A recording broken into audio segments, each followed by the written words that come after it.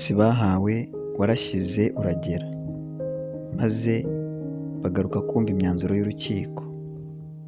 Umucamanza yaraje, bose bamutega amatwi, ariko ubona bamanjiriwe.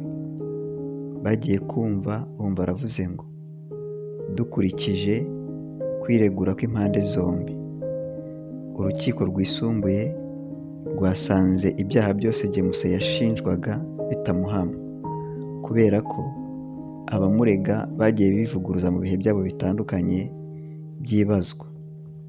Urukiko rukaba rwanzuye ko James ahita arekurwa kandi nta yandi mananiza, ndetse ko agomba guhabwa indishyi y'akababaro y'imyaka yafunzwe kandi arengana, ingana na miliyoni 10. Hongeweho umushahara yakabaye akorera mu gihe yamaze afunzwe, ungana na miliyoni 5, ndetse yabihitamo agasubira mu kazi ke, kuko yagakuwemo mu buryo budakurikije amategeko.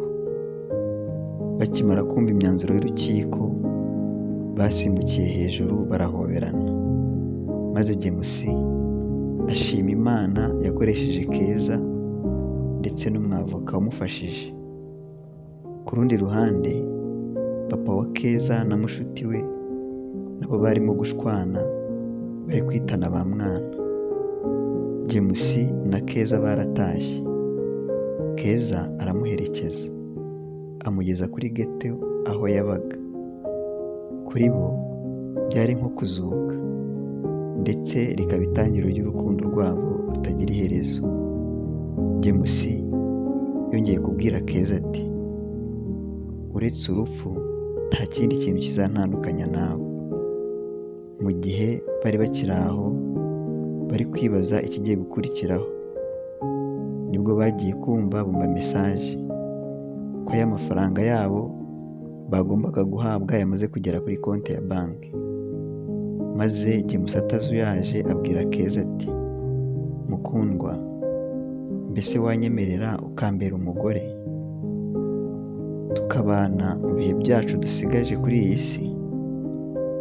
Keza nawe atajuyaze aramusubiza ati, sheri, nahoze ntegereje uyu munsi, nta cyambuza kubyemera, kuko niwe mugabo w'inzozi zanjye, kandi nanjye humura, nta kizantandukanya nawe kitari urupfu.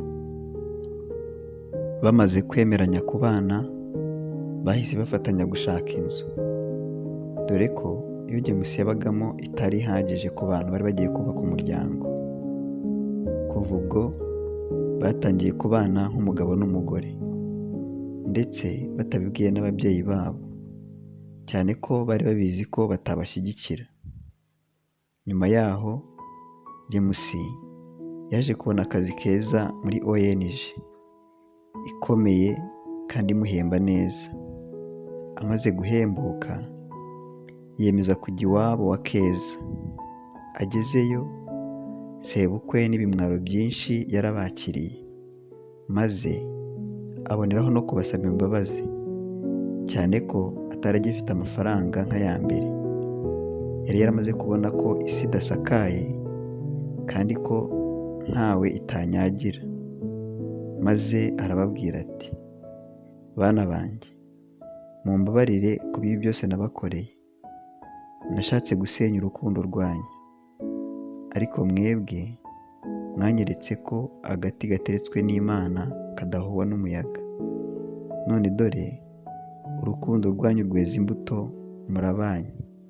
Rero mwambabarira cyangwa ntimumbabarire, nanjye mbahaye umugisha wa kibyeyi, muzabyara ibitsina byombi kandi muzahahe muronke.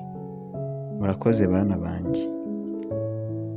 Nyuma ya sebukwe, James nawe yafashe umwanya, maze aravuga ati, murakoze babyeyi bacu, mu by'ukuri twakubabariye kera mbere y'uko udusaba imbabazi, kubera ko tuzi ko nawe atari wowe, ahubwo ni umwanzi wagukoreshaga.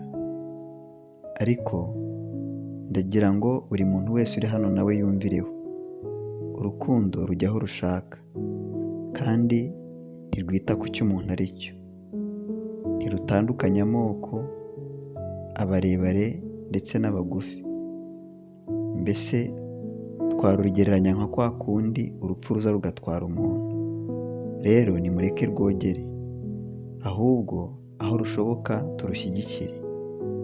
Icyo nasorezaho rero ni kimwe kandi cy'ingenzi. Ndagira ngo muntize amaboko mumfashe nshimire Keza, we warinze isezerano rya zahabu yampaye. Keza uyu mubona yankunze ntari uwo gukundwa, anyegereza nkwiriye gutabwa. Igihe isi yari itakinyumva we yarabikoze.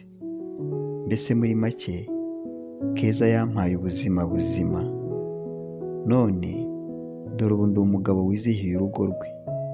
Ndabasabye muntize amashyi nyahe ungana akabura ntikaboneke, Keza wanjye, urukundo rw'ibihe byose.